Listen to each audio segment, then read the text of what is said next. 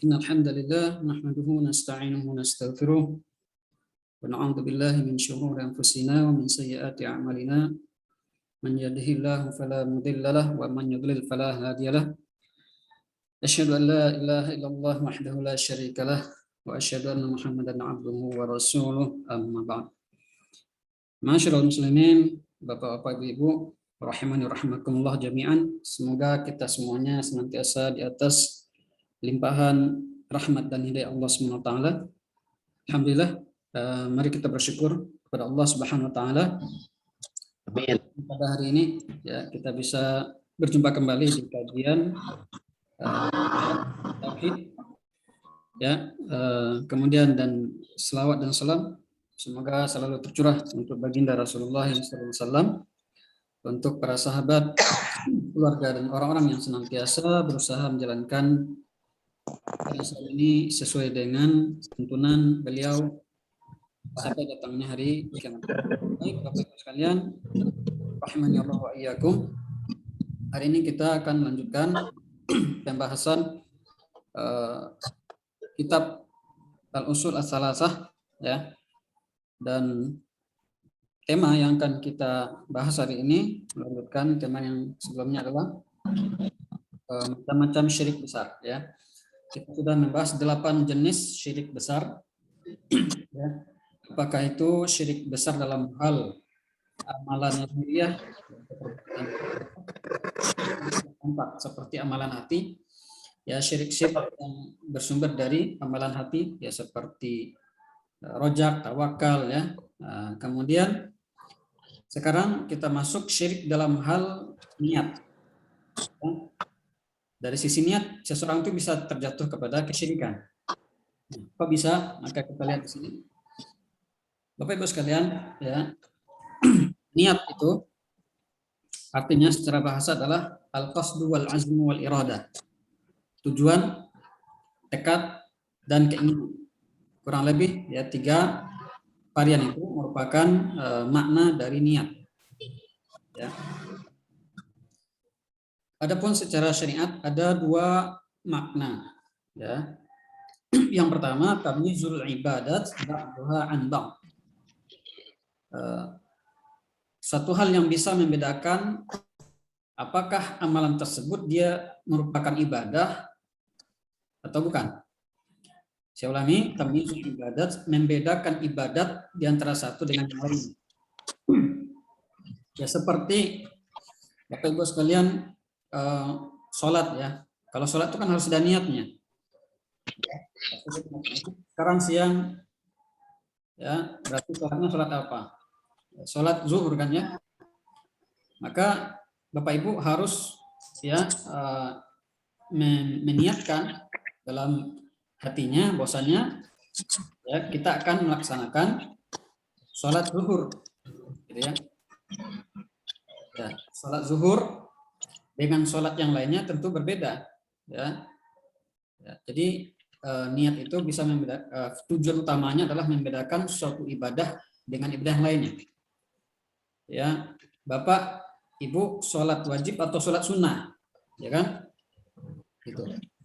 Itu bisa dibedakan dengan niat tadi. Atau membedakan antara puasa wajib dengan puasa sunnah, ya. Membedakan antara puasa Ramadan dengan selainnya, ya. Atau yang lain seperti mandi janabah atau hanya sekedar mandi biasa atau dalam rangka mendinginkan badan gitu ya. Nah, niat dalam hal ini ya membedakan suatu ibadah dengan ibadah yang lain ini hanya berlaku atau pembicaraan dalam masalah ini adalah masalah fikih. Ya, pembicaraan masalah membedakan niat suatu ibadah dengan ibadah yang lainnya ini pembicaraan masalah fikih. Yang akan kita bahas bukan masalah fikih di sini ya, tapi masalah akidah, masalah keyakinan, ya kan? Nah, itu termasuk yang kedua. Ya. Yang kedua yaitu tamyizul maqsud bil amal hal huwa lillahi wahdahu la syarikalah am lillahi wa li ghairi. Untuk membedakan tujuan ibadah ini apa? Apakah untuk Allah atau untuk selainnya? Nah, inilah yang akan kita bahas di sini, atau yang menjadi pembicaraan kita hari ini adalah niat dalam hal apa?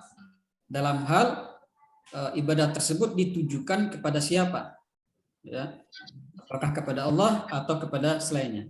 Kalau kepada Allah tentu ini bernilai ibadah ya yang diperintahkan oleh Allah Subhanahu wa taala. Kalau sebaliknya, jika niat tersebut ditujukan bukan untuk Allah atau untuk Allah juga selainnya, maka ya ini terjatuh kepada kesyirikan. Inilah yang harus kita berhati-hati dengannya ya. Jadi di sini jelas bagi kita bahwasanya niat itu artinya adalah tujuan, ya kan? Keinginan, tekad, ya, dan semacamnya. Kemudian secara syariat ada dua makna niat itu. Yang pertama membedakan suatu ibadah dengan ibadah yang lainnya. Ya, yang kedua adalah tujuan ibadah tersebut atau niat tersebut ditujukan untuk siapa, gitu ya. Kemudian catatan di sini Bapak Ibu sekalian, sebagian orang itu menyalahgunakan kata-kata niat. Ya, misalnya sebagian saudara-saudara kita, saudari kita yang tidak mau berjilbab ya atau yang belum mau berjilbab dengan beralasan ya yang penting kan niat di hatinya, gitu kan. Ya kalau niatnya baik sih nggak masalah, itu kan nggak usah. Kenapa dia nggak mau memakai kerudung, kan yang penting niatnya baik, gitu kan. Nah ini nggak bisa di sini ya. Atau mungkin sebagian orang dia melakukan suatu kemaksiatan atau contohnya mencuri ya, seseorang mencuri, kemudian dia tujuannya adalah untuk disedekahkan atau diberikan kepada orang yang membutuhkan atau kepada orang yang fakir dan para pengemis misalnya. Dia mencuri tujuannya adalah untuk bersedekah. Kira-kira niat seperti itu benar nggak Bapak Ibu sekalian? Tentunya tidak, karena niat ini fungsinya hanya dua tadi, membedakan suatu ibadah dengan ibadah yang lainnya, kemudian untuk menjadikan niat tersebut ditujukan untuk siapa. Tidak bisa dijadikan niat itu sebagai sebagai fungsi merubah status suatu perbuatan yang terlarang menjadi boleh ya, yang haram menjadi halal. Ya, seperti mencuri tadi kan hukumnya haram. Tidak serta-merta dengan adanya niat yang baik bisa menjadi halal, kan gitu ya. Tetap yang namanya suatu hal yang haram tidak akan bisa berubah statusnya menjadi hal yang halal ya dengan niat yang baik. Ini penting, ya kan? Seperti itu ya. Jadi niat itu tidak bisa merubah status perbuatan yang haram menjadi halal. Ini catatan penting harus kita pahami. Baik. Kita lanjut Bapak Ibu sekalian. Di sini yang kita bahas dan kita prioritaskan adalah syirik dalam hal niat. Apa maksudnya? An yuqsada al-'abdu bi'amalihi jumlatan wa tafsilan ghairallah. Seseorang itu bermaksud ya dengan amalannya itu adalah apa? Orientasinya adalah bukan Allah, tapi selain Allah. Apa? Yang menjadi orientasinya, tujuan utamanya adalah bukan Allah. Nah, padahal Allah perintahkan ya, wa ma umiru illa liya'budullaha mukhlishina lahuddin. Dan tidaklah mereka diperintahkan kecuali hanya untuk mengikhlaskan agama mereka kepada Allah Subhanahu wa taala. Ya kan? Nah, ketika amalan tersebut ditujukan kepada selain Allah, maka ibadah tersebut bernilai kesyirikan. Lawannya adalah ikhlas, ya. Nah, kemudian kita lihat di sini syirik itu ada dua, dalam hal ini ada dua bentuk. Yang pertama, an yurada bi amalihi at-taqarrub ila ghairillahi wa talabil jaza' minhu. Seseorang beramal dalam rangka mendekatkan diri kepada selain Allah dan mengharapkan balasan atau keberuntungan dari selain Allah. Ya, seperti orang yang biasa melakukan ritual untuk diberikan tumbal, ya, memberikan tumbal atau ritual kepada berhala, kepada jin, ya, kepada arwah-arwah, apa namanya, arwah-arwah tertentu, ya, dan semacamnya. Nah, ini merupakan kesyirikan. Ya, dia melakukan amalan tersebut dalam rangka mendekatkan diri kepada, ya, makhluk tertentu. Apakah dia makhluk manusia atau makhluk tersebut jin? Apakah makhluk tersebut berupa arwah, ya, manusia atau arwah jin, ya kan? Atau jin itu sendiri. Maka ini termasuk kesyirikan. Ya, syirik akbar. Kemudian yang kedua, ada kalanya kesyirikan dalam hal ini itu adalah apa? Dia meniatkan ibadahnya tersebut bukan untuk mendekatkan diri kepada seseorang, ya, atau kepada makhluk lainnya, tetapi yang dia harapkan itu, yang dia tujukan itu adalah pujian, ya, pujian, atau dia mengharapkan kedudukan, pangkat, jabatan dan sebagainya, ya, dari perkara-perkara yang sifatnya duniawi. Ya, itu bisa dikatakan atau yang biasa kita kenal dengan ria. Ya, kalau ria ini lebih identik dengan pujian, ya, lebih identik dengan pujian. Jadi ada seseorang itu beramal mengharapkan pujian, sanjungan, ya, atau ingin didengar oleh orang lain, misalnya, ya. Ada kalanya bukan bentuk pujian, jadi harus bedakan, ya, mana yang pujian, maka mana yang bukan pujian. Kalau yang bukan pujian itu kedudukan, ya, harta, jabatan, gitu ya, dan semacamnya. Nah,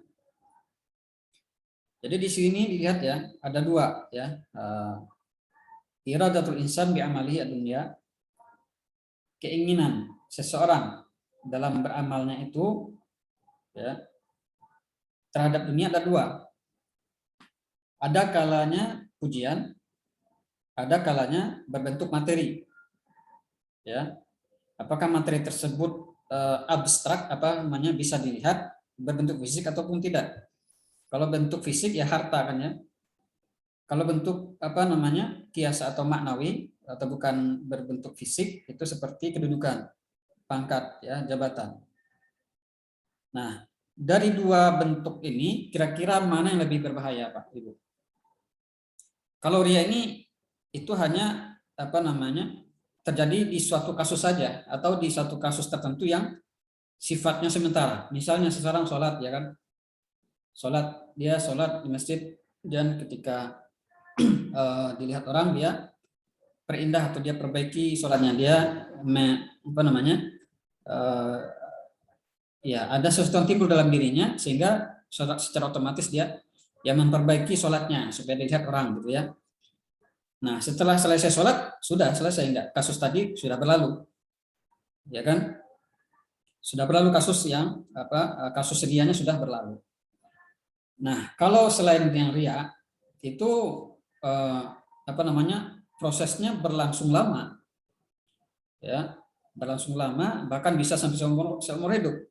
Nah, ya, sampai seumur hidup, di mana seseorang beramal, ya, melakukan amalan itu hanya untuk dalam rangka apa, berambisi terhadap dunia, mendapatkan harta, mendapatkan jabatan, atau bahkan mendapatkan wanita, gitu ya. Nah, ini proses yang terjadi dalam hal ini adalah relatif lama.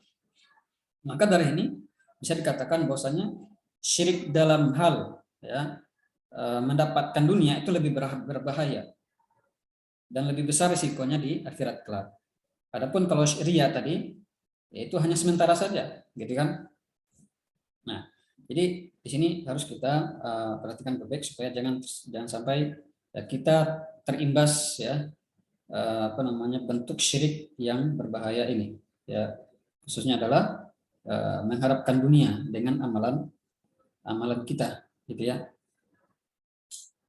Baik, Bapak Ibu sekalian, rahimani rahimakumullah jami'an. Di sini akan kita lihat klasifikasi pembagian hukum niat yang ganda, ya. Hukum menggandakan niat. Apa maksudnya? Ya. Di satu sisi seorang beramal, ya. Kemudian dari amalan tersebut tercampur dengan niat yang lain. Bukan niat yang semestinya, atau bukan niat yang awalnya ditujukan untuk sesuatu hal yang ditentukan atau ditetapkan oleh syariat. Di sini kurang lebih ada 3 klasifikasi pembagian masalah menggandakan niat. Ya. Yang pertama, hukmu jam'un niyah bainal amal ad-dunyawi bil amal ad-dunyawi. Menggabungkan atau menggandakan niat antara amalan duniawi dengan amalan duniawi. Hukumnya apa? Hukumnya jaiz, boleh. Kok bisa, apa itu maksudnya? Bagaimana kriterianya? Kriterianya adalah mada malam yuaddi ilal ujub wa takabbur. Batasannya adalah selama amalan tersebut tidak membawa seseorang kepada kesombongan dan kecongkakan. Seperti seseorang yang punya kemahiran atau kecerdasan, ya, atau seseorang ingin menang dalam suatu tender, ya, kemudian dia membuat promosi yang top gitu, yang bagus gitu kan. Ini kan suatu amalan, ya, suatu amalan yang sifatnya duniawi, ya. Kemudian karena promosinya bagus, ya, akhirnya dia menang tender, ya. Maka dalam hal ini, ya, dibolehkan selama dia tidak terjatuh kepada kesombongan, keujuban, ya, membangga-banggakan kelebihan, kemampuan, potensi yang dia miliki. Paham, ya? Ini yang pertama. Kalau dalam hal ini boleh, ya. Atau kita sebagai karyawan, ya, memperlihatkan kepada atasan secara ya, kita datang tepat waktu misalnya, secara disiplin, itu kan suatu amalan, ya kan?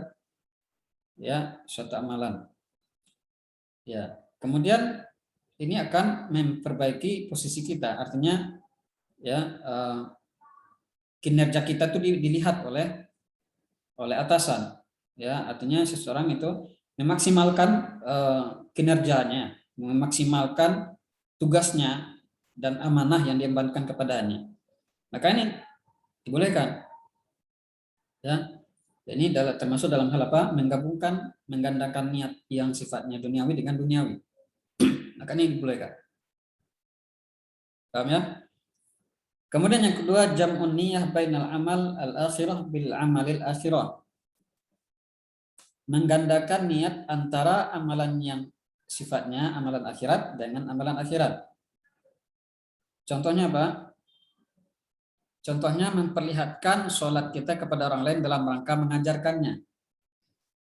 Ya, ini ada dalam hadis, ya, dari Abi Kilabah.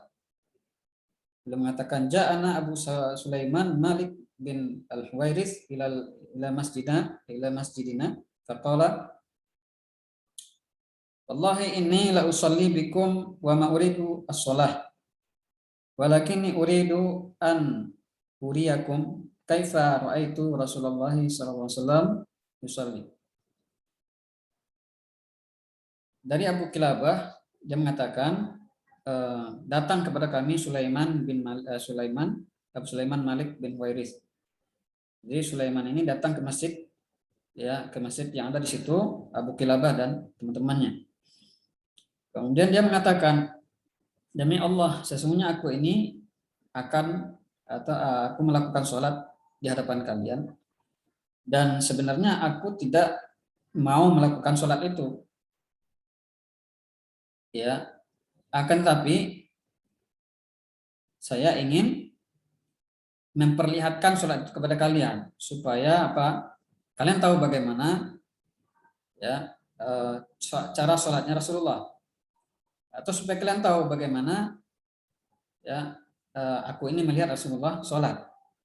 Ya, artinya ketika Abu Sulaiman ini, Malik ini, ya, dia melihat bagaimana sholat ya Rasulullah, kemudian dicontohkan gitu ya, dicontoh olehnya, kemudian dia praktekkan. Seperti itulah yang diajarkan oleh Nabi, atau yang dia lihat bagaimana Nabi sholatnya, itulah yang dia perlihatkan kepada jamaahnya. Nah, ini dalam rangka apa? Mengajarkan. Ya. Nah, apa hukumnya? Maka hukumnya adalah jaiz, boleh dalam hal ini. Ya, tujuannya adalah apa? Yang satu amalannya amal akhirat kan ya. Yang satu lagi juga amalan akhirat. Mengajarkan itu adalah satu amalan yang orientasinya ke akhirat, itu kan. Mengajarkan agama, ya, mengajarkan bagaimana tuntunan dan syariat Rasulullah SAW. Nah, ini boleh, ya. Banyak contoh lain, misalnya apa? Seorang imam yang sholat nih, ketika dia mendengar ya anak-anak menangis di belakang softnya dia atau di tempat soft wanita, maka dia ringankan bacaannya. Yang tadinya dia pengen bacanya panjang ayatnya, ya kan? Tapi karena dia mendengar ada kericuhan, ada kehebohan, keributan di belakang, di soft belakang, kemudian dia persingkat bacaannya. Nah, ini kan di samping dia sholat, ada sesuatu yang lain gitu kan. Ada sesuatu yang lain yang membuat tindakannya atau dia melakukan tindakan lain, ya, sehingga menjadi ganda dalam amalan tersebut, maka ini termasuk hal yang dibolehkan. Ya, itu maksudnya menggandakan niat amalan akhirat dengan amalan akhirat, gitu ya. Itu yang kedua. Kemudian yang ketiga, Bapak Ibu sekalian, ada namanya menggandakan niat antara amalan yang akhirat dengan amalan duniawi. Ya, di sini ada dua. Ulangi, menggandakan niat antara amalan akhirat dengan amalan duniawi ada dua di sini. Yang pertama, mencampurkan niat dengan antara amalan yang antara dengan amalan yang amalan akhirat tapi ada unsur rianya. Maka ini jelas haram ya. Tadi contohnya dia melakukan sholat kemudian supaya dilihat orang lain. Ini amalan akhirat, ya, paham. Dengan amalan duniawi, berarti dia ingin mendapatkan apa? Materi dari orang lain, mendapatkan harta atau jabatan dan sebagainya, mendapatkan pujian, ya, dari amalan amalan akhiratnya, amalan ibadah. Maka ini jelas haram. Kemudian yang kedua, ikhtilatun niyah bainal amal al-akhirah bil amal dunya. Siwaria kariyasah wal mal was sihhiyah wa ghayriha. Fihi tafsil ala hasabi dawa'i. Menggandakan atau mempercampur adukan niat antara amalan akhirat dengan amalan duniawi selain dari riya. Selain dari riya, yaitu berupa kedudukan, harta, kesehatan dan sebagainya. Ya, seperti apa? Orang yang ingin puasa, orang yang orang yang puasa wajib, tujuannya untuk diet. Nah, ini kan alasannya untuk kesehatan, supaya badannya nggak terlalu gendut, gitu kan. Nanti malu dia mau nikah tapi kok gendut, nanti ditolak, gitu kan. Akhirnya dia ya mumpung bulan Ramadan, akhirnya dia puasanya bukan untuk ibadah tapi ya untuk menguruskan badan untuk diet. Maka jelas ini adalah tidak dibenarkan. Ya, kita lihat di sini. Kalau amalan akhirat, ya, bercampur baur dengan amalan duniawi selain dia tadi ya, berupa jabatan, harta atau kesehatan dan sebagainya, maka di sini ada tafsirnya. Yang pertama, sesuai dengan apa? Dengan motifnya, gitu kan. Yang pertama, an-niyah fil amal al-akhirah khalisatan li husul dunyawi.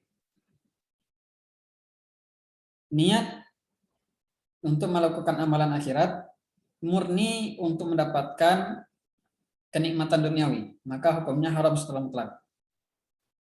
Ya, seperti apa tadi? Puasa ya.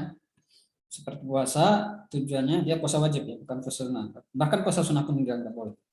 Dia puasa nih, puasa tujuannya adalah untuk apa? Untuk untuk diet. Maka jelas ini haram. Atau seperti orang yang belajar agama, tujuannya adalah hanya semata-mata untuk mendapatkan duit fulus, ya, mendapatkan pekerjaan, bukan untuk berdakwah, ya, bukan untuk menolong agama. Maka ini hukumnya haram. Ya. Ini yang pertama. Kemudian yang kedua, istilah dunia fil amal al-asrah bil amal ad-dunyawi bi amri syari'.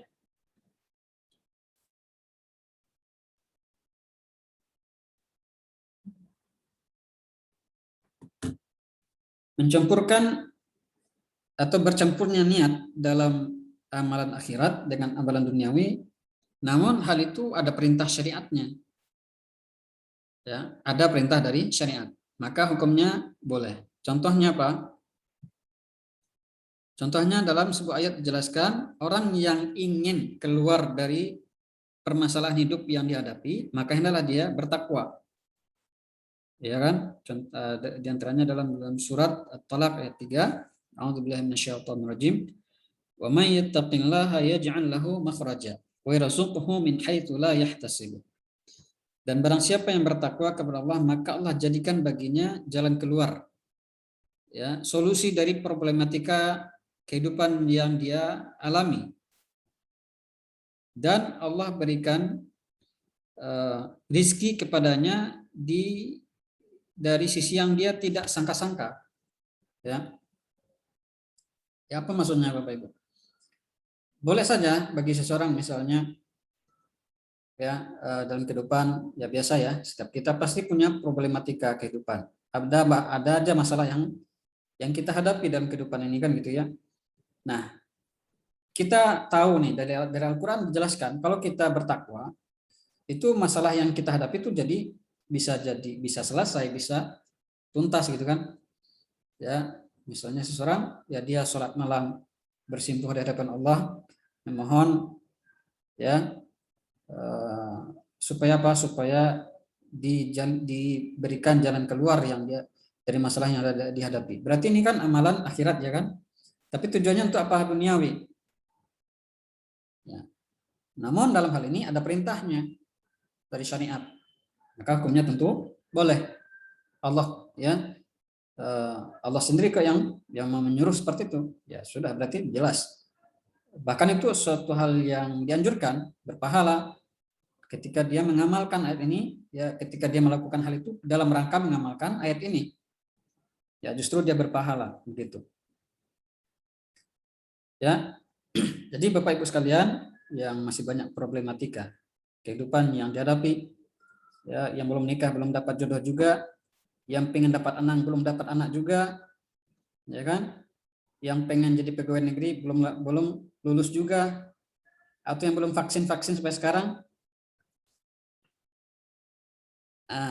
Apa permasalahannya supaya bisa selesai permasalahannya gitu ya. Nah, ini dibolehkan ya. Kemudian contoh lain dalam hadis ja'a fil hadis da'u mardakum bis shadaqah. Obatilah orang-orang yang sakit dari kanan kalian itu dengan sedekah. Tujuannya bersedekah itu untuk apa? Supaya ya orang yang sakit dari keluarganya atau yang dia doakan, yang diinginkan sembuh itu dengan sedekah. Berarti dia sedekahnya untuk apa? Untuk kepentingan duniawi kan ya. Artinya bukan untuk ibadah. Maka dalam hal ini dibolehkan. Gitu ya. Kemudian contoh lain dalam hadis.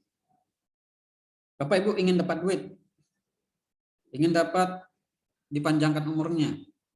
Maka ada teknisnya, ada caranya.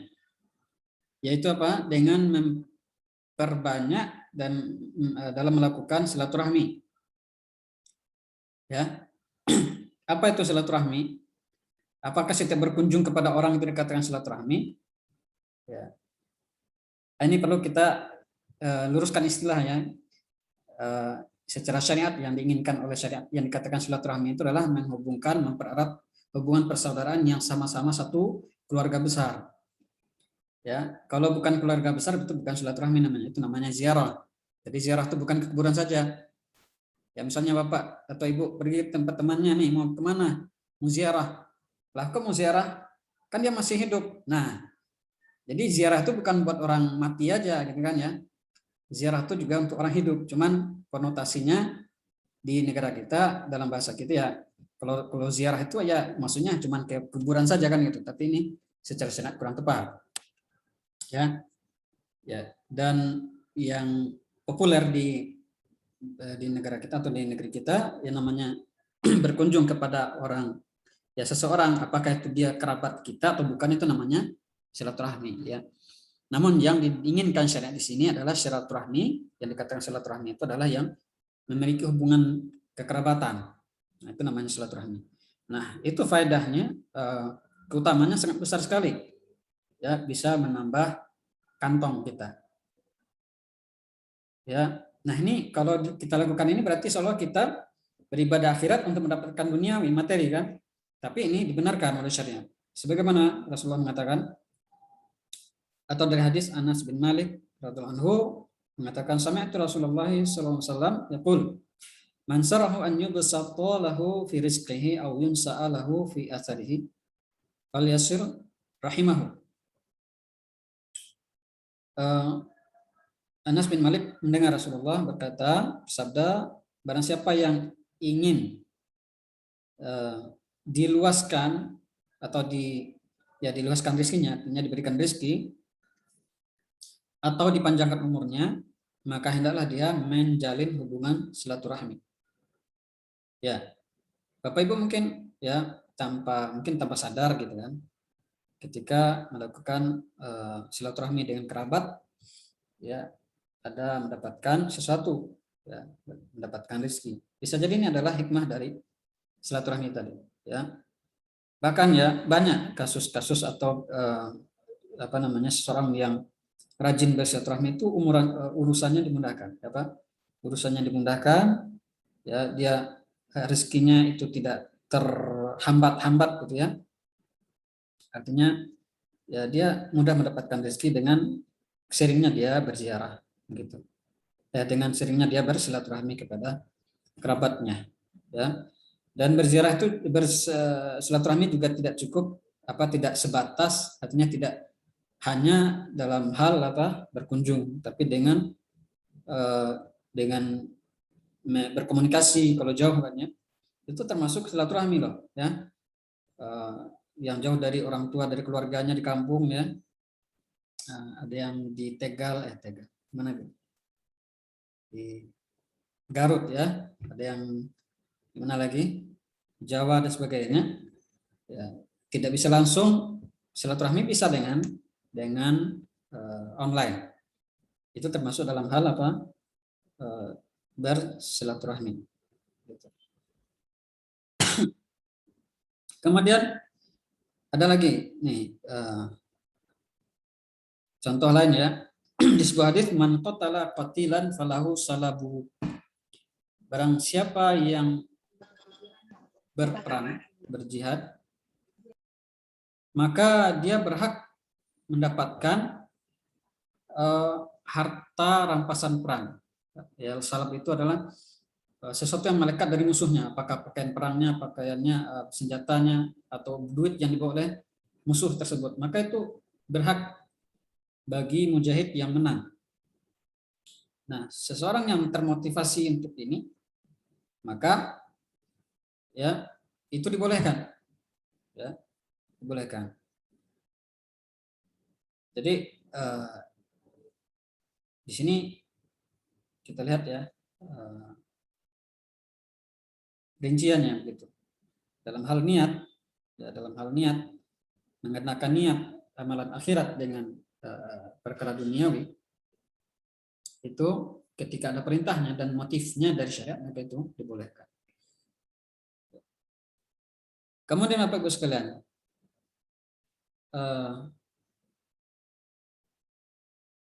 Di sini ada perbedaan pendapat dari kalangan para ulama.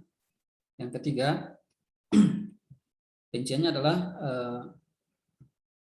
ikhtilatun fil amalil akhirah bi amalid dunyawi biduni da'in asy-syari'. Kalau tadi kan ada motivasinya secara syariat ya. Namun yang sekarang yang ketiga tidak ada motivasinya dari syariat. Ikhtilatun niyah ya, menggandakan niat yang sifatnya amalan akhirat dengan amalan duniawi tanpa ada dorongan syariat di situ. Maka dalam hal ini ada tiga, ada tiga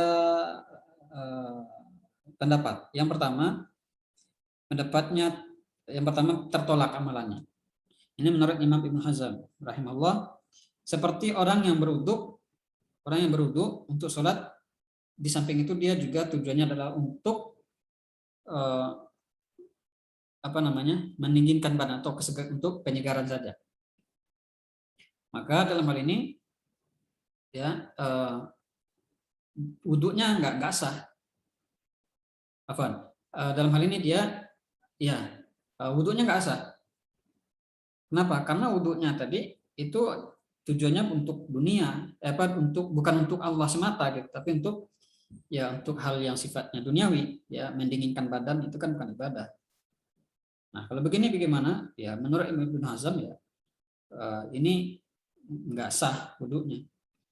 Yang sah gimana? Ya murni untuk sholat gitu. Wudunya untuk sholat saja. Ya kan gitu. Nah, ini yang pertama. Kemudian yang kedua menurut Imam Al-Qarafi rahimahullah, kata beliau tidak masalah, nggak apa-apa. Seseorang yang berwudu, di samping dia berwudu juga berniat untuk mendinginkan badan. Nah, cuman di sini apakah pahalanya berkurang atau tidak, itu yang jadi permasalahan dalam pendapat kedua ini. Yang ketiga pendapat jumhur, pendapat mayoritas ulama, fala syai'a alaihi madam al-akhirah aksar baradan. Seseorang yang mengamalkan amalan akhirat tujuannya untuk duniawi, maka tidak masalah selama yang menjadi ketika niat ya suatu amalan yang sifatnya ukhrawi bercampur dengan amalan duniawi, maka endingnya adalah tergantung dominasinya mana. Ketika akhirat yang mendominasi maka dia tidak mendapatkan pahala. Tapi kalau yang dominan itu masih ya akhirat, maka tidak masalah. Ini menurut pendapat jumhur. Jadi ini tiga pendapat ketika amalan niat yang sifat ukhrawi berbenturan atau berganda dengan niat yang sifat duniawi, maka ada tiga pendapat di situ. Ya. Wallahu ta'ala. Kemudian yang berikutnya ada faedah di sini. Syekh Utsaimin rahimahullah ditanya tentang hukum orang yang belajar tapi untuk mendapatkan ijazah. Gimana itu? Ya, di sekolah agama lagi ya, untuk mendapatkan ijazah, apa hukumnya? Nah di sini Syekh ditanya, sebagian orang itu untuk mendapatkan keikhlasan di zaman ini memang susah dan bahkan mustahil. Kenapa? Karena orang yang belajar sekarang itu dituntut ya untuk mendapatkan syahadah, untuk mendapatkan ijazah dalam sekolahnya, ya kan? Apalagi yang ingin bekerja di tempat formal ya harus ada ijazah, ya. Kecuali kalau di mulazamah artinya cuma nyantri doang, itu nggak perlu ijazah segala. Tapi kalau sudah formal pendidikannya kayak di Anas ini kan, nah ini harus ada ijazahnya. Seorang guru juga harus ada ijazahnya kalau mau ngajar gitu kan. Bahkan susah kalau nggak ada ijazah, di sebagian kasus ya susah. Mau lanjut S2, S3 nggak ada ijazahnya susah juga. Kan gitu ya. Nah, ini gimana kalau kayak gini? Nah, kata beliau, naqulu idza kunta tatlubul ilma linail syahadah fa in kanat fa in kunta turid min hadhihi syahadah an tartaqi murtaqi dunyawiyan fanniyah fasidah. Maka kata Syekh rahimahullah, kami katakan jika kamu menuntut ilmu itu hanya semata-mata untuk mendapatkan ijazah atau gelar, ya. Kemudian setelah kamu dapatkan ijazah itu kamu ingin mendapatkan titel gitu kan, yang duniawi semata-mata, maka ini niatnya niat yang rusak. Ya. Amma idza kunta turidu an tartaqiya ila martaqin tantafi'un nas bihi. Adapun jika kamu ingin ya belajar mendapatkan ijazah tersebut, tujuannya adalah untuk bisa memberikan manfaat kepada orang banyak, maka itu hal yang dibolehkan, bahkan dianjurkan, ya. Karena kamu tahu pada hari ini seseorang itu nggak mungkin mendapatkan posisi, ya, mendapatkan tempat untuk bekerja di tempat yang layak berkarir gitu ya, yang mana karir tersebut sangat bermanfaat dan bisa memberikan faedah kepada orang yang banyak. Dan itu nggak bisa kalau nggak ada syahadah, kalau nggak ada ijazah nggak bisa. Nah, berarti apa? Idza qasadta bihadhi syada antunala ma tanfi'un nas bihi fahadhi niyyah thayyibah dan la tunafi al-ikhlas. Nah, kalau seandainya niat kamu itu menjadikan syahadat ini atau ijazah itu sebagai sarana saja, ya kan, sehingga orang lain bisa bermanfaat dengan ilmunya, maka ini adalah niat yang baik dan tidak bertentangan dengan prinsip keikhlasan, gitu ya. Nah, jadi di sini masalah kontemporer ya, masalah kekinian, ijazah ini sangat penting di zaman kita. Maka di sini perlu ditegaskan atau menjadi perhatian kita bahwasanya seseorang yang belajar itu ya harus menjadikan ijazah atau sekolah itu hanya sebagai sarana, sebagai jalan untuk mendapatkan alat ya seseorang bisa berkarir, bisa berdakwah dan sebagainya. Nah, ini dibolehkan. Tapi kalau hanya semata-mata untuk mendapatkan pekerjaan dengan ijazah tadi, maka ini tidak dibenarkan dalam syariat. Seperti itu. Ya. Nah, ini dia Bapak Ibu sekalian, rahimani Allah wa iyyakum, beberapa hal yang menyangkut masalah ya apa namanya? Kesyirikan dalam hal niat, ya kesyirikan dalam hal niat. Ya, ada kalanya seorang itu jatuh pada syirik besar, ada kalanya syirik kecil. Ya. Baik, semoga kita bisa selamat dan terjaga dari bahaya syirik dalam hal niat ini. Ya, amin amin ya rabbal alamin. Barakallahu fikum jami'an. Ilahuna sampai di sini naktafi bihadza. Maaf, barakallahu fikum jami'an. Subhanakallahumma bihamdika asyhadu an la ilaha illa anta astaghfiruka wa atubu ilaik. Assalamualaikum warahmatullahi wabarakatuh.